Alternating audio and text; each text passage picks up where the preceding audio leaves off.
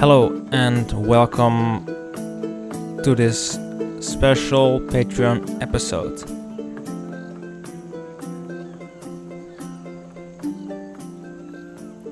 Within this episode, I'm gonna talk about another myth within my own words.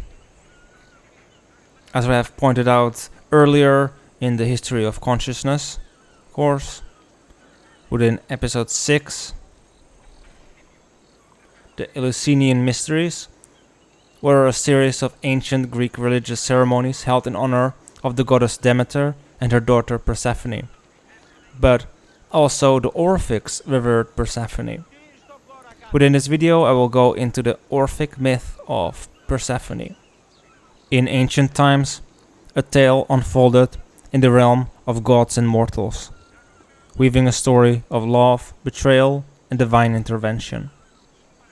Demeter, the nurturing goddess of agriculture and fertility, held deep concern for her beloved daughter Persephone.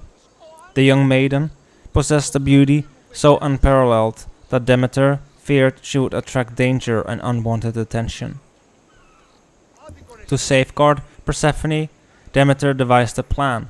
She secretly transported her to the fertile lands of Sicily, concealing her in a specially constructed house guarded by the mighty Cyclops. Meanwhile, Demeter instructed Persephone to seek refuge at the temple of Cybele, the revered mother of the gods, where she would find solace and protection. Zeus, the king of the gods, had a different design in mind. He instructed Aphrodite, the goddess of love and desire, to entice Persephone from her secluded abode.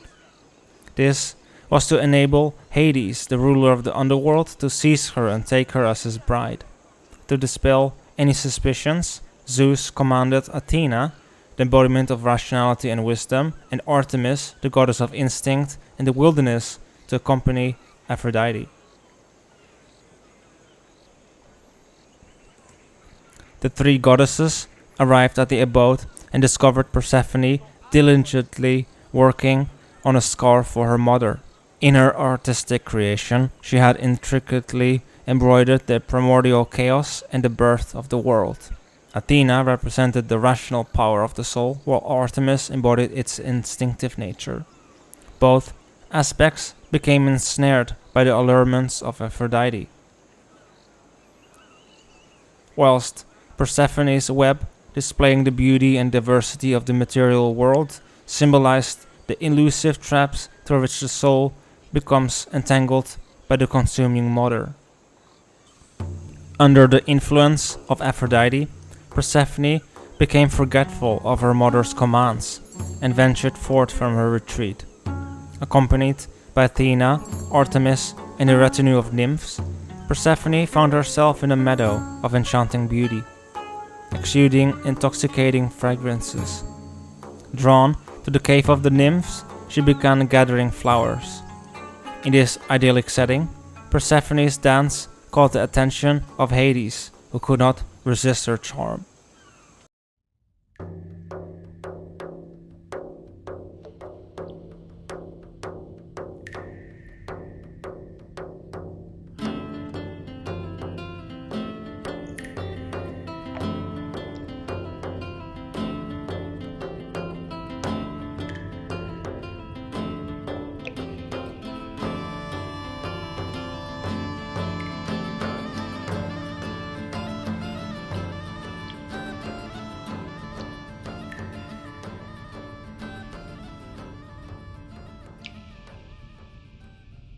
Without hesitation, Hades forcefully traversed through the earth, capturing Persephone despite the valiant resistance of Athena and Artemis.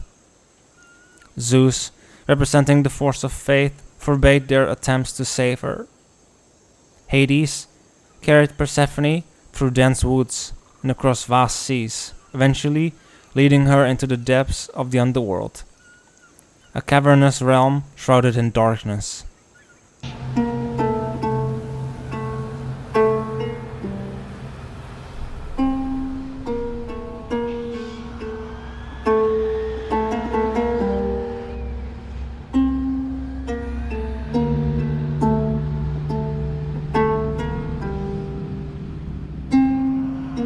This descent symbolized the sinking of the soul into the profound abyss of the underworld, where her fateful marriage to darkness awaited.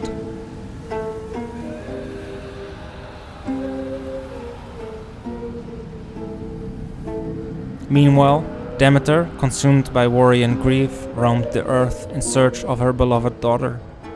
Her sorrow led her to seek the counsel of Hecate, the goddess of wilderness and childbirth. Hecate advised Demeter to seek the aid of Helios, the all-seeing sun god, who could reveal the whereabouts of Persephone. Overwhelmed with anguish, Demeter besieged Helios, who took pity on her and disclosed that Hades had kidnapped her daughter. Upon learning the truth, Demeter's anger blazed forth. She believed that Hades, who dwelt among the dead, was an unfit husband for her innocent daughter. She also resented Zeus for keeping this knowledge from her.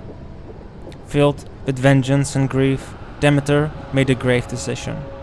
She withdrew from her responsibilities as the goddess of harvest and fertility, causing catastrophic consequences. The once thriving earth withered, crops failed, and famine ravaged the land, plunging mortals into untold suffering. Meanwhile, the plight of Persephone took a dire turn, as she became imprisoned in the underworld, her radiant splendor fading in the darkness that enveloped her. Bathed in the somber essence of the underworld, her once sharp, rational sight grew dull and obscured amidst the thick veil of night. Meanwhile, Demeter, consumed by grief and determination, embarked on a relentless quest to find her beloved daughter.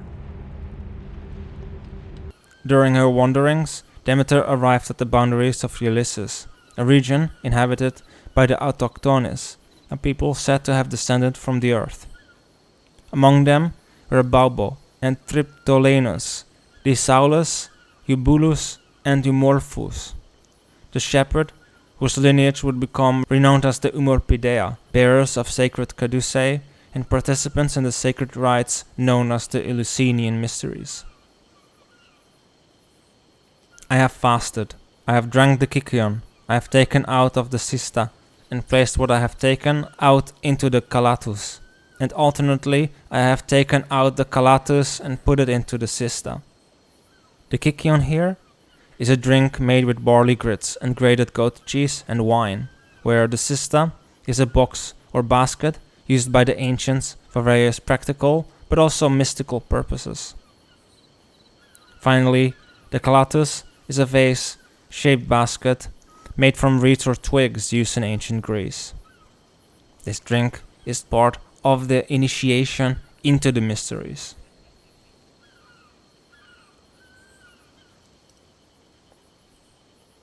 Baubo, a compassionate and hospitable woman, welcomed the weary Demeter as her guest, hoping to ease her burdens.